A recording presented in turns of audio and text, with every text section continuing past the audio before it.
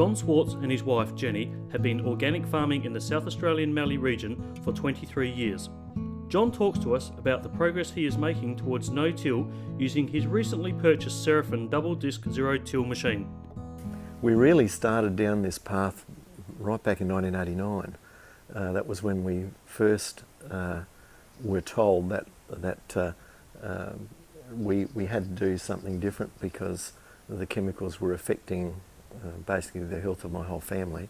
I guess our program's pretty different to conventional farmers these days because for the most part there's so many people going into no-till, whereas we are pretty much full cultivation.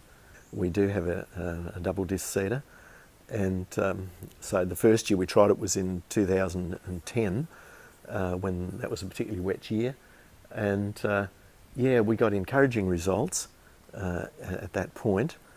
And basically what we were doing was sowing straight into unprepared ground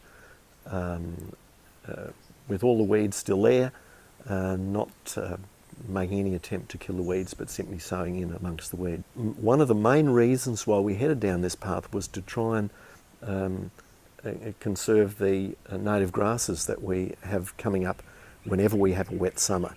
And so my theory and strategy with this was that if in fact we can have those grasses continue right through winter, which they simply go dormant through that time, and then have a flush of grasses again the next spring, we are going to have feed for our stock, which we weren't used to having before.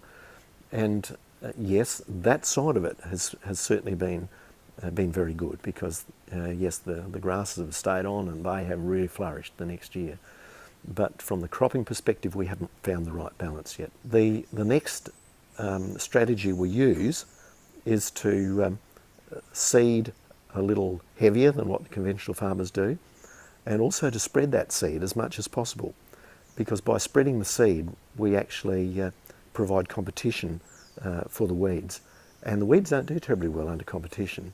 We realise that, yeah, working our ground as we do in the conventional manner with full tillage, we do constantly have that problem that we're up against the drift issue if we get wind, and wind is just a part of farming in this country.